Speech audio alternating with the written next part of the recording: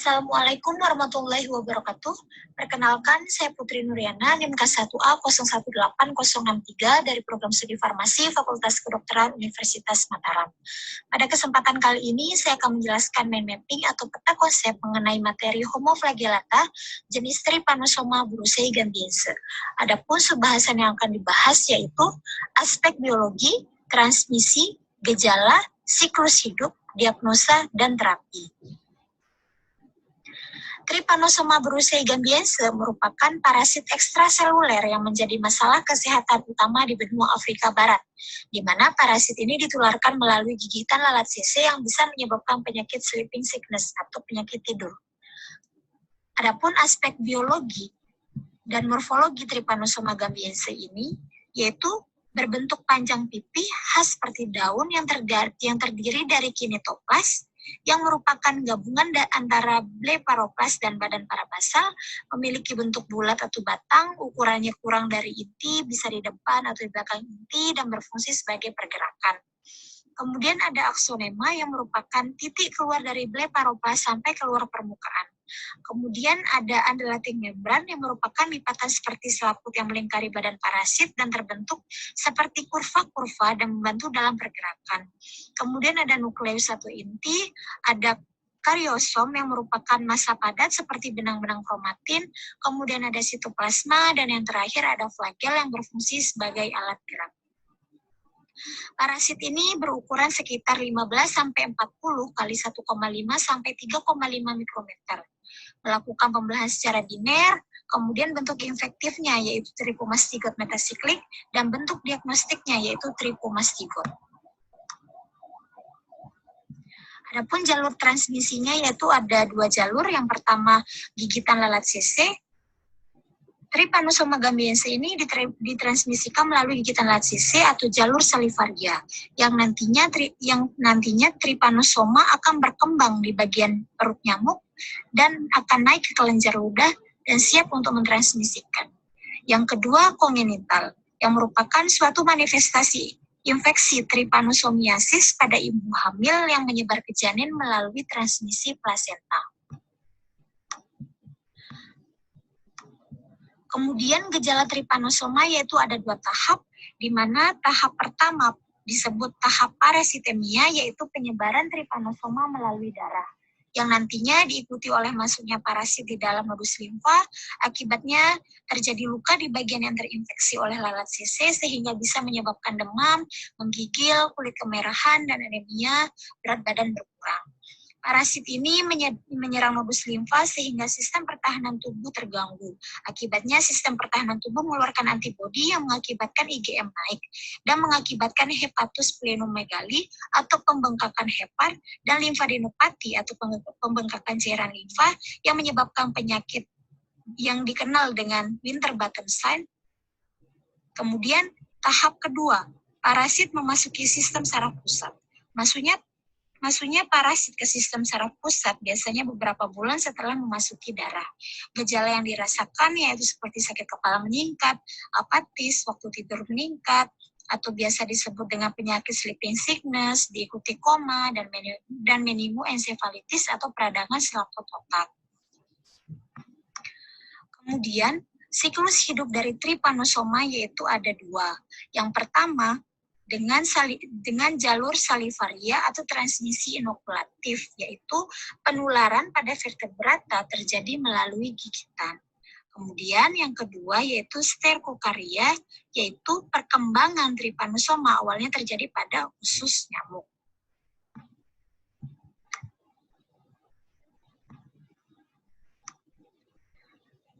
Adapun siklus hidup Trypanosoma gambiense yaitu pertama, Trypomastigot metasiklik masuk ke manusia melalui gigitan lalat CC.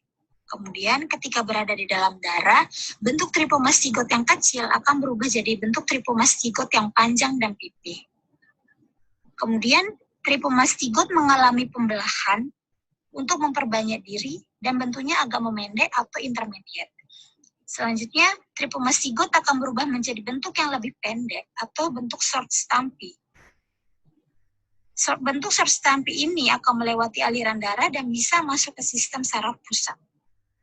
Selanjutnya, bentuk substansi tertelan kembali melalui gigitan lalat CC.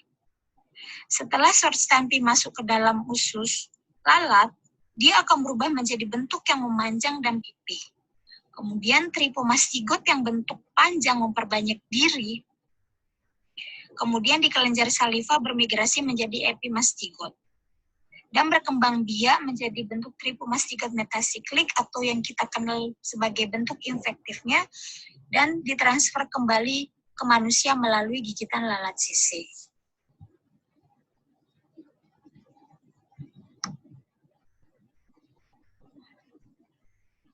Adapun diagnosis untuk trypanosoma yaitu bisa menggunakan mikroskopis dengan cara mengambil darah atau bisa mengambil cairan cerebrospinal dari sumsum tulang belakang, kemudian diletakkan pada preparat dan mengamati di bawah mikroskop menggunakan perbesaran terkecil hingga perbesaran yang terbesar. Lihat apakah ada trypanosoma atau tidak. Biasanya kalau kita menggunakan mikroskopis ini, kita bisa melihat secara detail bentuk morfologi dari spesies trypanosoma tersebut. Kemudian bisa menggunakan kultur. Darah diambil, kemudian dicampur dengan cairan, kemudian ditumbuhkan pada media tertentu, kemudian diamati apakah bisa tumbuh atau tidak. Biasanya pertumbuhan jaringan pada media tertentu itu menggunakan medium Weinmann atau Tobis. Selanjutnya menggunakan imaging CT scan. Bisa menggunakan CT scan yang bekerja dengan penyinaran sinar X yang nantinya sinar X akan masuk ke dalam otak, kemudian komputer nantinya akan mengolah gambar dari sinar X tersebut. Kemudian bisa dilihat pada bagian otak apakah terdapat gambar trypanosoma atau tidak. Selanjutnya bisa menggunakan serologi, metode yang digunakan untuk mendeteksi antibodi humoral spesifik terhadap antigen trypanosoma gambiense.